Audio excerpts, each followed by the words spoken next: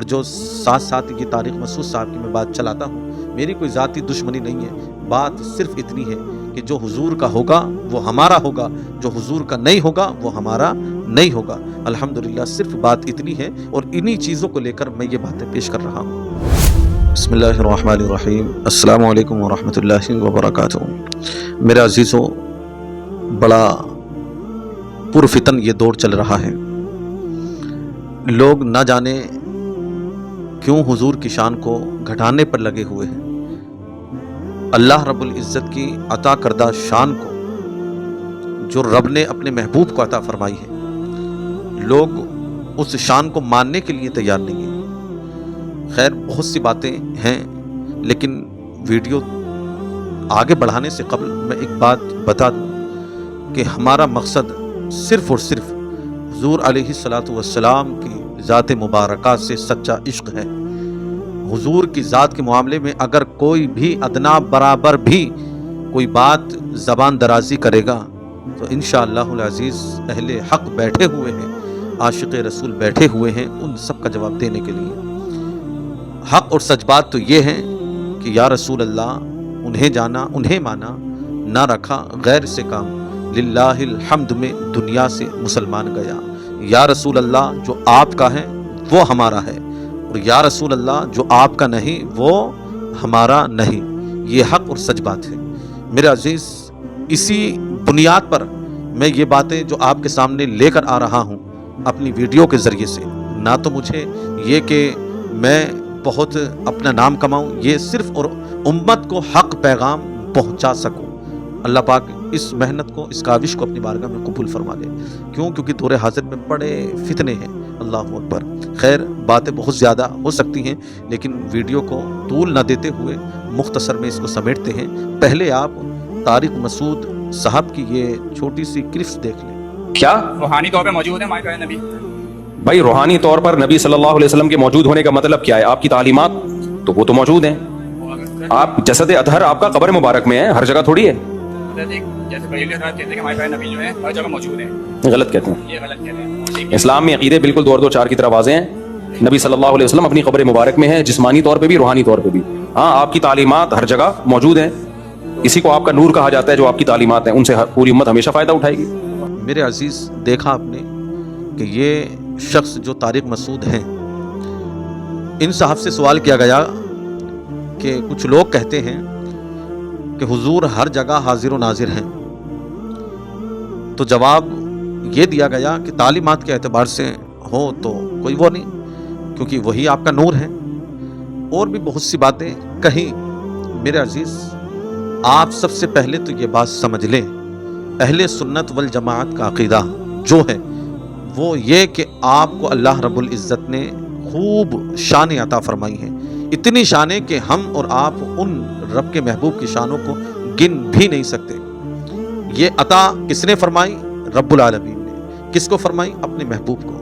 اور جب عطا کرنے والے کی عطا کا کوئی حد ہی نہیں ہے، اس کی عطا کوئی محدود ہی نہیں ہے، تو ہم اللہ اکبر پھر یہ اپنے ذہنوں سے، فکروں سے جو ہم بنا کر باتیں پیش کرتے ہیں حضور کے لیے، تو ہم یہ بھی سمجھ لیں کہ اللہ رب العزت کے محبوب حبیب علیہ الصلاۃ والسلام وہ ہیں جو سب سے پیارے ہیں۔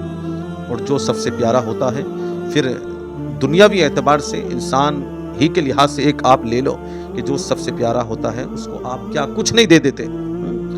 بالفرض یہاں رب العالمین وحدہ لا شریک کے آپ محبوب ہیں۔ اعلیٰ حضرت نے اس کی ترجمانی کی تھی کہ یا رسول اللہ، میں تو مالک ہی کہوں گا کہ ہو مالک کے حبیب، یعنی محبوب و محب میں نہیں میرا تیرا۔ کبھی آپ اس کی گہرائی میں جا کر سمجھیں۔ میرے عزیز، یہ بڑا فتنہ ہے کہ تعلیمات کے اعتبار سے آپ سب میں موجود ہیں۔ اللہ اکبر۔ لوگوں کی عقلوں کو، لوگوں کو تم گمراہ کر رہے ہو، لوگوں کو صحیح بات آپ نہیں پہنچا رہے، بلکہ لوگوں کے ذہنوں میں حضور کی شان کو گھٹا کر آپ پیش کر رہے ہیں کہ حضور قبر انور میں روحانی طور پر یا آپ وہی ہیں۔ لیکن حق اور سچ بات یہ ہے کہ اللہ رب العزت نے آپ کو یہ شانیں عطا فرمائی ہیں کہ آپ جہاں جانا چاہیں جسم اقدس کے ساتھ بھی جا سکتے ہیں۔ کس نے؟ بذات نہیں، اللہ وحدہ لا شریک نے یہ شان عطا فرمائی ہے۔ اور دوسری بات یہ کہ آپ روحانی طور پر ہر جگہ موجود ہو سکتے ہیں۔ الحمدللہ، یہ کس کی عطا سے؟ رب کی شان سے، رب کی عطا سے، خود نہیں۔ قرآن کی ایک آیت وَلَوْ أَنَّهُمْ إِذْ ظَلَمُوا أَنفُسَهُمْ جَاءُوكَ فَاسْتَغْفَرُوا اللَّهَ، قرآن کے اندر اس بات کو ذکر کیا گیا کہ محبوب جب کوئی اپنی جانوں پر ظلم کر لے تو وہ پھر آپ کی بارگاہ میں آئے اور آپ اس کے لیے استغفار کریں، دعا کریں، تو رب العالمین اس کو معاف فرما دے گا۔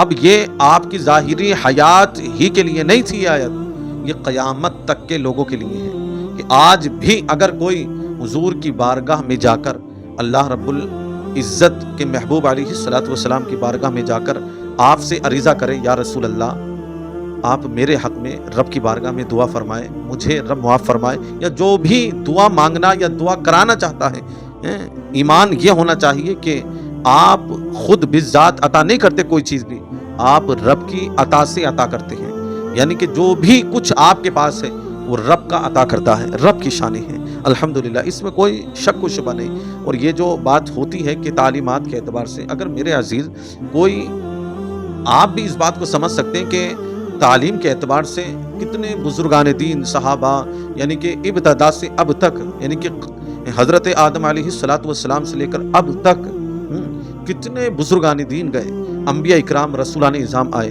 اللہ رب العزت کے محبوب بندے، ولی، اولیاء اکرام آئے، اور اکثر ولیوں کی تعلیم موجود ہے۔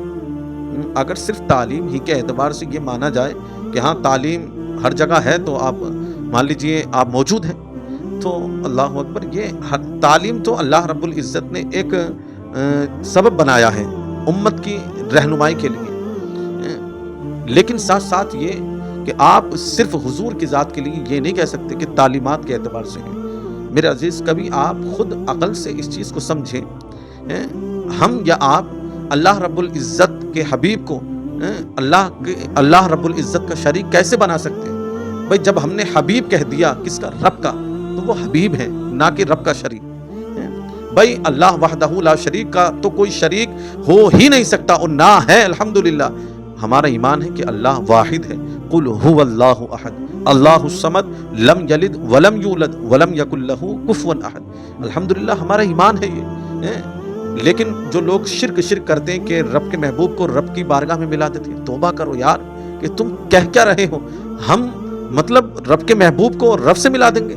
ارے نہیں، ہم رب کے محبوب کو رب کا محبوب مانتے ہیں، رب کا حبیب مانتے ہیں۔ اب یہیں سے آپ بہت سی باتوں کا خلاصہ ہو سکتا ہے کہ جب بھائی بات محبوب و محب کی ہے تو ہم اپنی محدود عقل سے یہ کہاں باتیں سوچتے ہیں کہ بھائی رب العالمین نے یہ شان عطا فرمائی ہیں یا نہیں فرمائی ہیں۔ اپنی عقلوں کے گھوڑے کیوں توڑاتے ہیں؟ کیونکہ رب کی لامحدود عطا شان ہے، وہ عطا کرنے والا ہے اور ہم لینے والے ہیں۔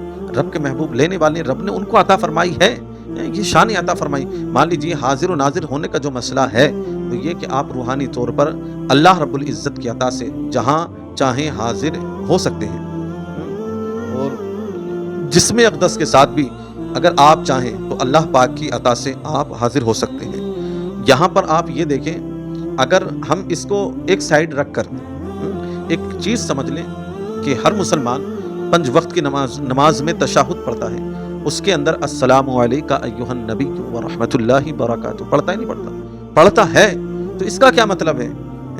آپ ظاہر سی بات ہے، آپ سلام کس کو کر رہے ہیں؟ اسی کو تو سلام کر رہے ہیں کہ جو آپ کا جواب دے پائے، جو آپ کا جواب دے اسی کو تو آپ سلام کر رہے ہیں۔ اب آقا علیہ الصلوۃ والسلام کو جو آپ یوں نہیں مانتے تو پھر نماز میں یوں کیوں پڑھتے؟ بھائی اس کا مطلب یہ کہ اللہ رب العزت کی آپ پر رحمتیں ہوں، خوب چھم چھم رحمتیں برسیں۔ اب یہ دیکھیں کہ جب آپ سلام پیش کر رہے ہیں حضور کی بارگاہ میں، جب حضور کی بارگاہ میں سلام پیش کر رہے ہیں تو اگر آپ کا عقیدہ یہ ہوا کہ حضور علیہ الصلوۃ والسلام اپنے امتی کی کوئی بات نہیں سنتے، یا وہ نہیں، ان کے پاس تک کچھ نہیں پہنچتا پیغامات، یا ان کی امت، اپنی امت کی خبر ان کو اس چیز کے حالات نہیں خود دیے جاتے، بلکہ مطلب وہ نہیں جانتے، تو یہ نماز میں تشہد پڑھنا ہی بیکار ہو جائے گا۔ اگر آپ کا یہ سوچنا ہوا کہ بھئی حضور کی بارگاہ میں مطلب حضور نہیں سن سکتے، حضور کی بارگاہ میں سلام پیش نہیں کیا جا سکتا، یا حضور حاضر نہیں ہے، حضور دیکھ نہیں رہے ہیں، قرآن کی بھی آیت ہے اس پر، لیکن یہ ایک عام مثال، جو ہر نمازی نماز میں تشہد پڑھتا ہے تو اس کا ایمان ہے یا نہیں ہے؟ ایمان ہے کہ آپ کو ہر نماز میں الحمدللہ سلام پیش کر رہا ہے، اور یہ حدیث پاک میں ہے کہ جب آپ کا امتی آپ کو سلام پیش کرتا ہے تو آپ اس کا جواب دیتے ہیں۔ اور ایک اور حدیث پاک وہ یہ کہ آقا علیہ الصلوۃ والسلام ارشاد فرماتے ہیں کہ جب کوئی میرا امتی مجھ پر درود پڑھتا ہے تو مجھے اس امتی کی درود کی خبر دے دی جاتی ہے، اس درود کو پڑھنے والوں کو ان کے بتا دیا جاتا ہے، اللہ رب العزت کی نوری مخلوق مجھ تک ان کی درود پہنچاتی ہے، درود پہنچاتے ہیں یہ نورانی مخلوق۔ اب یہاں نورانی فرشتے جو مخلوق اللہ رب العزت کی یہ ہے، یہ بھی اس کام پر لگے ہوئے ہیں کہ اگر کوئی درود پڑھے تو میرے محبوب کی بارگاہ میں پہنچاؤ، اور یہ بھی رب نے شان عطا فرمائے کہ آپ چاہیں تو اس کا درود خود سن سکتے ہیں، الحمدللہ آپ چاہیں تو، الحمدللہ اس میں کوئی شک و شبہ نہیں، اور آپ چاہیں تو جہاں حاضر ہونا چاہیں اللہ رب العزت کی عطا سے حاضر ہو سکتے ہیں۔ بہت سے لوگ غالباً 19ویں پارے کی آیت ہے یا جو اس کے اندر یہ کہ حضرت موسیٰ کا ذکر ہے کہ آپ وہاں حاضر نہیں تھے، یہ لفظ اس کے اندر موجود ہے، اور اس آیت کو لوگ حضور کی شان کو گھٹانے کے اعتبار سے لگاتے ہیں کہ اگر تم حضور کو حاضر و ناظر مانتے ہو تو بتاؤ حضور علیہ الصلوۃ والسلام اس وقت جب اللہ نے فرمایا آپ حاضر نہ تھے، بھائی اس میں کون بتا رہا ہے کہ بھئی آپ بذات حاضر نہیں تھے؟ بھئی اللہ رب العزت نے اپنے محبوب علیہ الصلوۃ والسلام سے اس بات کو فرمایا، نہ کہ تمہیں اس چیز کو کہا، نہ کہ تم سے اس چیز کو کہا کہ تم میرے محبوب کی شان کو اس طرح دیکھنا کہ وہ ان کو یہ شان نہیں عطا فرمائی کہ وہ ہر جگہ حاضر ہو سکتے ہیں۔ اور ساتھ ساتھ یہ کہ اس کے اندر بہت سی تفسیر کی بحث ہو سکتی ہے، لیکن انشاءاللہ اس کے اعتبار سے ایک ویڈیو اور الگ تیار کی جائے گی، لیکن صرف یہاں پر حاضر و ناظر حضور علیہ الصلوۃ والسلام روحانی طور پر جسم اقدس کے ساتھ کس طرح حاضر ہیں، یہ باتیں لے کر جو ہم پیغام دے رہے ہیں، اس کے تحت ایک اور آیت رب ارشاد فرماتا ہے یا ایھا النبی انا ارسلناک شاہدا ومبشرا ونذیرا، محبوب آپ کو ہم نے گواہ بنایا ہے۔ میرے عزیز گواہ کون ہوتا ہے؟ صرف ایک ہی لفظ لے لیں آپ، گواہ کون ہوتا ہے؟ گواہ اسی کو بولتے ہیں جو دیکھ رہا ہوتا ہے، جو دیکھ رہا ہوتا ہے، جو حاضر ہوتا ہے، گواہ اسی کو بولتے ہیں۔ اور قرآن میں آپ بھی جا کر پڑھ سکتے ہیں، اس کا ترجمہ گواہ ہی کا لگایا جاتا ہے کہ اے نبی آپ کو ہم نے گواہ بنا کر بھیجا۔ اس کا مطلب کیا کہ صرف اس وقت تک نہیں بلکہ کل قیامت تک الحمدللہ آپ اپنی امت کے گواہ ہیں، گواہ ہیں، اس میں کوئی شک و شبہ نہیں۔ اور گواہ کون ہوتا ہے؟ جو دیکھتا ہے، حاضر ہوتا ہے۔ تو اس بات سے بھی آپ الحمدللہ اس بات کو سمجھ سکتے ہیں، تشہد کے اندر سلام پیش کیا جاتا ہے، اس سے بھی آپ سمجھ سکتے ہیں۔ اور یہ جو بات کہی گئی کہ حضور تعلیمات تو آپ الحمدللہ کسی بھی بزرگان دین کی لے لیجیے، اگر اس اعتبار سے لیں گے تو اللہ اکبر، ہم ہر ولی مان لیجیے ان کی تعلیم ہو یا صحابہ تابعین ان کی تعلیمات جو ہے، اب ہم اپنے ذہن کے اعتبار سے یہ سوچیں گے کہ ہاں بھی وہ بھی اسی اعتبار سے، وہ ان کا بھی نور ہے، ان کا بھی وہ بھی حاضر ہے اس اعتبار سے۔ اللہ رب العزت نے یہ تو اسباب عطا فرمائے ہیں کہ ہم علم حاصل کر سکیں، ہم اچھی باتیں سیکھ سکیں۔ میرا عزیز، ہمیں حق اور سچ بات یہ کہ ان باتوں کو بتانے کا مقصد ہے یہ کہ ہم حضور کی شان کو گھٹانے والوں میں سے نہ بنیں، ہم حضور سے سچا عشق کریں میرے عزیز۔ کیوں؟ کیونکہ ہمارے حضور ہماری شان ہی نہیں بلکہ ہماری شان، ہماری جان، ہماری آن سب کچھ ہمارے حضور ہیں، ہمارے حضور پر سب کچھ ہمارا قربان ہے، جان سے لے کر مال سب کچھ ہمارا اپنے آقا علیہ الصلوۃ والسلام پر قربان ہے۔ میرے عزیز، ہم ان باتوں کو سمجھیں، ہم حضور سے سچا پیار کریں، کوئی حضور کی شان کو گھٹائے تو اس سے دور ہو جائے۔ کیوں؟ کیونکہ جو حضور کا نہیں ہو سکتا تو وہ ہمارا تمہارا کیا ہو سکتا ہے؟ میرے عزیز، اگر باتیں آپ کی سمجھ میں آئی ہوں تو الحمدللہ محبت سے آپ نوازیں اور تمام لوگوں کے لیے خیر خواہ بنیں، بھلائی پیش کریں، اچھی باتوں کا پیغام دیں، برائیوں سے بچائیں۔ کیوں؟ کیونکہ الحمدللہ ایک مومن کا مومن پر یہ حق ہے۔ اور جو ساتھ ساتھ یہ طارق مسعود صاحب کی میں بات چلاتا ہوں، میری کوئی ذاتی دشمنی نہیں ہے، بات صرف اتنی ہے کہ جو حضور کا ہوگا وہ ہمارا ہوگا، جو حضور کا نہیں ہوگا وہ ہمارا نہیں ہوگا۔ الحمدللہ صرف بات اتنی ہے، اور انہی چیزوں کو لے کر میں یہ باتیں پیش کر رہا ہوں۔ خیر اللہ پاک مجھے اور آپ کو سننے سے زیادہ عمل کی توفیق عطا فرمائے۔ اللہ پاک ہمیں حضور علیہ الصلوۃ والسلام کے سچے عاشقوں میں فرمائے، اور قیامت کے دن ان عاشقوں میں ہمارا ساتھ فرمائے، اور ان عاشقوں کے ساتھ ہمیں اٹھائے۔ رب العالمین ہم سب کو حضور کی تعلیم پر، حضور سے سچی پکی محبت عطا فرمائے۔ وآخر دعوانا ان الحمدللہ۔ السلام علیکم ورحمۃ اللہ وبرکاتہ۔